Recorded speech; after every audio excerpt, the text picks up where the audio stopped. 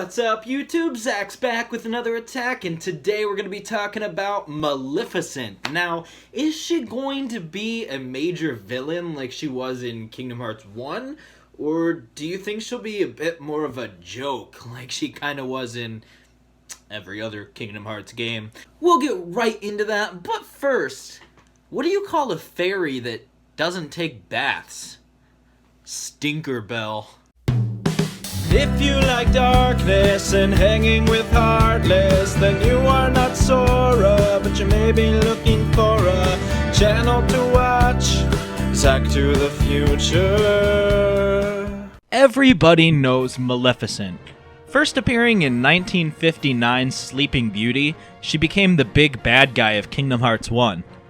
Or so we thought. Until the end of Hollow Bastion, players watch as Maleficent teams up with the villains of every other Disney movie and kidnaps many Disney princesses. She was fearsome, and we were honestly led to believe that she was the main villain of the game. She was a factor in every other game, but never was as much of a threat as in the OG Kingdom Hearts. So what role might she play in Kingdom Hearts 3? Well, we know she will play a role thanks to the Kingdom Hearts 3 orchestra trailer, which features her and Pete talking to Hades as they search for a black box. This black box will be familiar to you if you have watched back cover on 2.8. We also know that she has access to the Unchained Realm from the end of the Japanese exclusive browser game Kingdom Hearts Chi, and she has access to this realm due to her possession of one of the 6 books of prophecies. The Book of Prophecies allows the possessor to summon worlds and people who don't even exist yet, and to essentially see the future. There's a page missing from all but one book, however. In Dream Drop Distance, we learn about Xehanort's manipulation of Maleficent to capture the Princesses of Heart for his own X-Blade forging purposes. Or Keyblade, or whatever you want to call that thing from Birth by Sleep. I think that as important as Xehanort, in all forms, is to this story, I do think that Square Enix wants to make Maleficent threatening again. Tetsuya Nomura has said regarding this topic, and I quote, "Whenever Maleficent and Pete go to different worlds, they may interact with some of the villains, Disney villains that exist in that world. But they are their own thing, with Maleficent leading the way. They have no sort of cooperation with Organization 13, nor are they conflicting or enemies against those people. Sora is battling the 13 Darknesses, but Maleficent and Pete are kind of separate from that, so she doesn't necessarily actively poke at Sora or try to bother him. Now, interacting with Disney villains across the worlds makes sense because of the group that they all had in Kingdom Hearts 1, and it makes sense that she and Pete might focus on obtaining this black box that no doubt she learned about within the Book of Prophecies.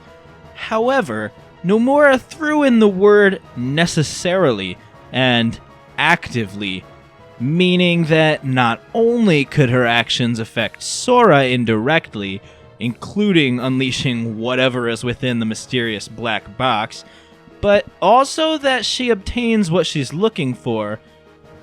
But also that once she obtains what she's looking for, she could be involved in the finale of the game. Just because she's not poking or trying to bother Sora throughout the game doesn't mean that she's not still out to get him.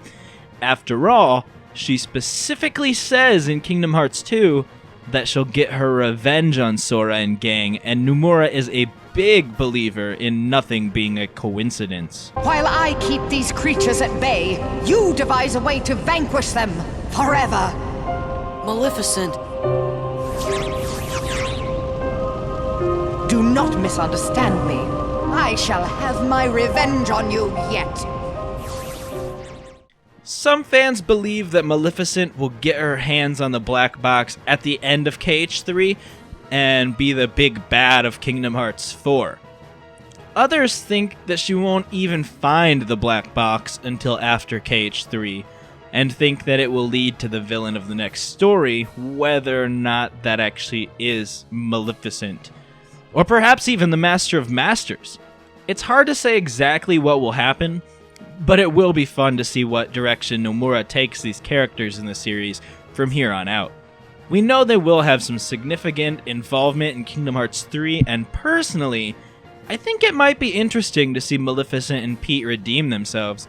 Perhaps she will take revenge on Xehanort for manipulating her in the first game.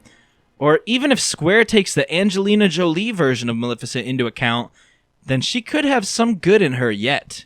Only time will tell though, guys, so I can't wait to find out with you. But in the meantime, I'm Zach, don't you do crack, and I will catch you in the future. Thanks for watching, guys. I really appreciate it. There's another great video for you right here. You can click here to subscribe, and then you won't miss any of my content. I strive to make content for you constantly that helps you smile every day through optimism and comedy. So make sure you subscribe, watch my stuff, and I'll catch you in the next one.